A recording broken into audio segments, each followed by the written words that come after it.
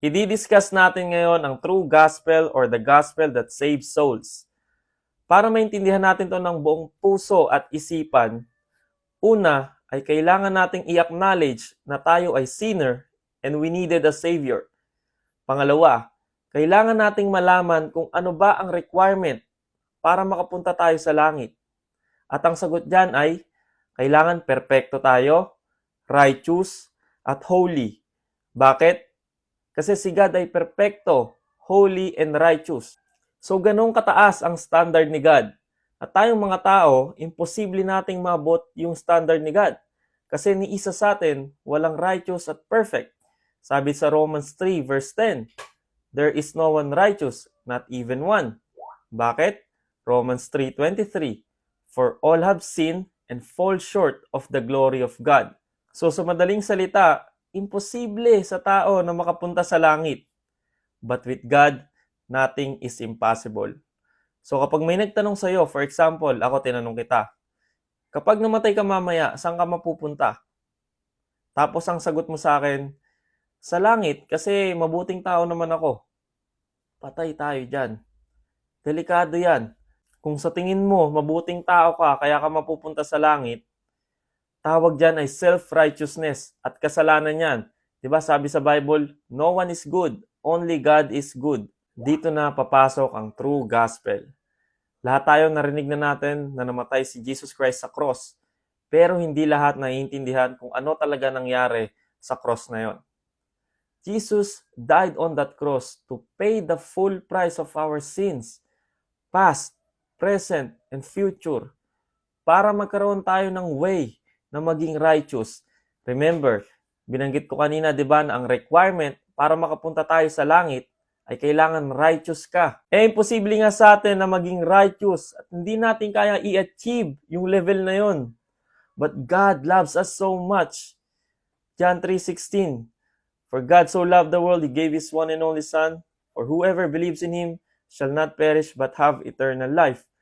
Ganon din ang sinabi sa Romans 5:8, but God showed His great love for us by sending Christ to die for us while we were still sinners. So if you fully understand this gospel and you trust in Christ alone, marereceive mo ang Spirit niya. At kapag nareceive mo ang Spirit niya, makakover ka na ng blood niya. At kapag na-cover ka na ng blood ni Christ, suot-suot mo na rin ang righteousness niya. Remember, di ba si Jesus Christ, He lived a perfect life, sinless. So He is righteous. At kapag naging righteous ka na dahil sa dugo ni Christ, pwede ka na pumunta sa langit. Pwede ka na sa presence ni Lord. Kasi na-achieve mo na yung requirement ni God na maging righteous at naging righteous tayo dahil sa dugo ni Christ. Kaya kapag tumingin si God sa iyo, hindi na ikaw ang makikita niya.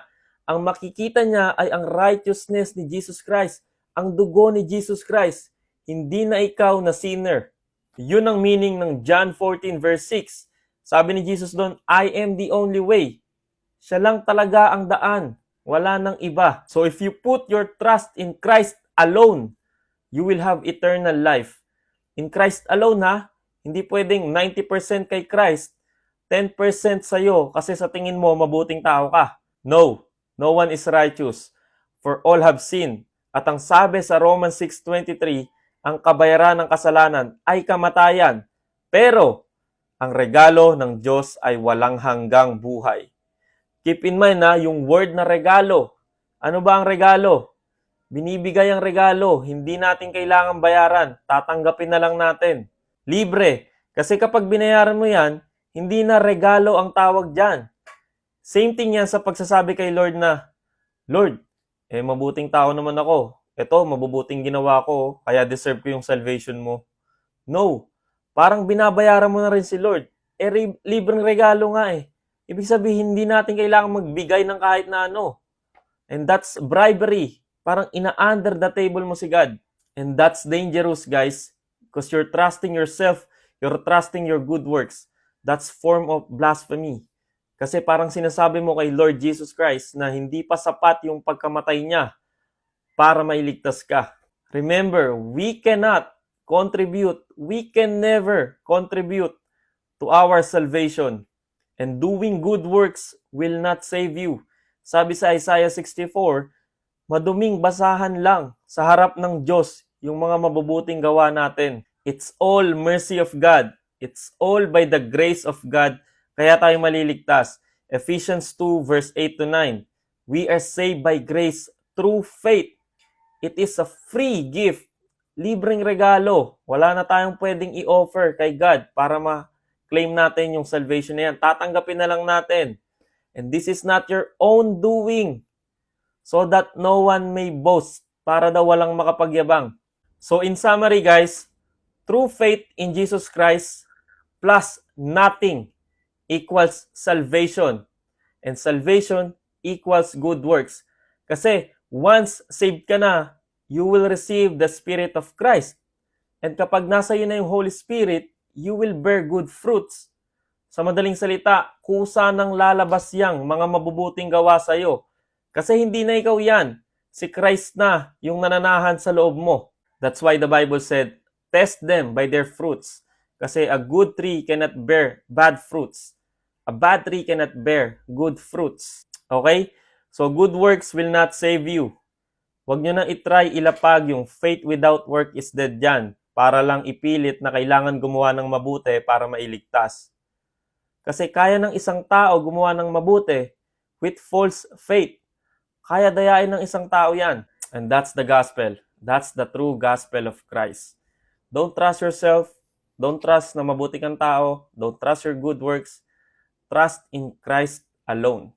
Sabi nga sa Titus 3 verse 5, He saved us not because of works done by us in righteousness, but according to His own mercy, by the washing of regeneration and renewal of the Holy Spirit. This is the gospel that we need to share to everyone. As always, guys, glory to God, and God bless you all.